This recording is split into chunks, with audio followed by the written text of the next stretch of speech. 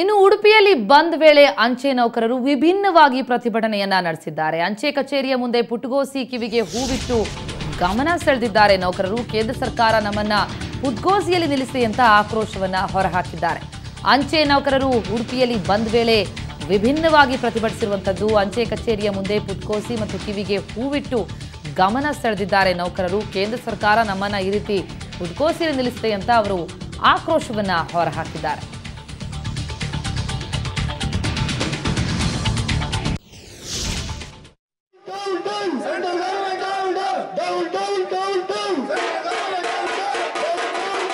ಮಾಡಲಿಕ್ಕೆ ಅವಕಾಶ ಮಾಡಿಕೊಟ್ಟದ್ದಕ್ಕೂ ಅವರಿಗೆ ಧನ್ಯವಾದ ಹೇಳ್ತಾ, ನನ್ನದು ಇದೊಂದು ಸಾಂಕೇತಿಕವಾಗಿ ಪ್ರತಿಭಟನೆ ಮಾಡ್ತಾ ಇದ್ದೇನೆ.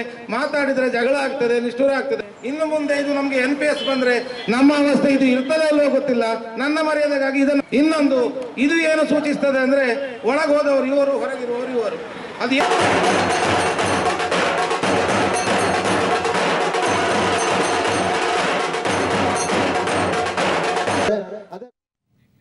ಈ ಕುರಿತಿನಷ್ಟು ಅಪ್ಡೇಟ್ಸ್ ಕೊಡ್ತಾರೆ ನಮ್ಮ ಪ್ರತಿನಿಧಿ ಶಶಿಧರ್. ಈಗ ನಮ್ಮ ಜೊತೆ ನೇರ ಸಂಪರ್ಕದಲ್ಲಿದ್ದಾರೆ. ಶಶಿಧರ್, ಬಂದ್ ನಡುವಲ್ಲಿ ಅಂಚೆ ನೌಕರರ ಬಹಳ ವಿಭಿನ್ನ ಪ್ರತಿಭಟನೆ, ಅವರ ಆಗ್ರಹ ಏನು ಅಂತ? ಎಡಪಕ್ಷಗಳ ಬೆಂಬಲಿತ ಒಂದು ಕಾರ್ಮಿಕ ಸಂಘಟನೆಗಳು ನಡೆಸ್ತಾ ಇರುವಂತಹ ಬಂದ್ಗೆ ಇವತ್ತು 2ನೇ ದಿನ.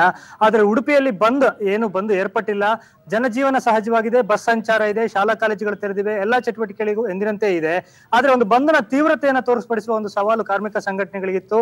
ಅದರ ಭಾಗವಾಗಿ ನಡೆದಿರುವಂತಹ ಒಂದು ಪ್ರಕ್ರಿಯೆ ಇದು. ಅಂಚೆ ಕಚೇರಿಯ ಮುಂಭಾಗದಲ್ಲಿ ನಾನಾ ಕಸರತ್ತುಗಳನ್ನು ನಡೆಸುವ ಮೂಲಕ ಜನರ ಗಮನ ಸೆಳೆಯುವಂತಹ ಪ್ರಯತ್ನವನ್ನ ಅಂಚೆ ನೌಕರರು ಮಾಡ್ತಾ ಇದ್ದಾರೆ.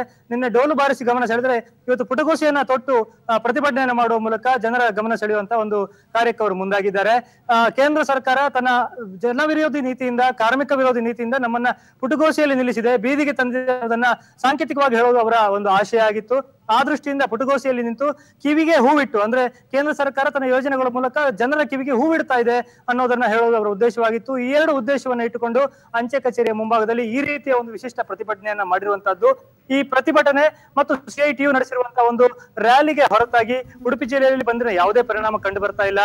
ಖಾಸಗಿ ಬಸ್ಗಳು ಎಂದಿನಂತೆ ಸಂಚಾರ ಮಾಡ್ತಾ ಇವೆ. ಸರ್ಕಾರಿ ಬಸ್ ಸಂಚಾರದಲ್ಲೂ ಯಾವುದೇ ವ್ಯತ್ಯಯ ಇಲ್ಲ. ಶಾಲಾ ಕಾಲೇಜುಗಳು ತೆರೆದಿವೆ, ಅಂಗಡಿ ಮುಂಗಟ್ಟುಗಳು ಕೂಡ ತೆರೆದಿರುವಂತಹದ್ದು.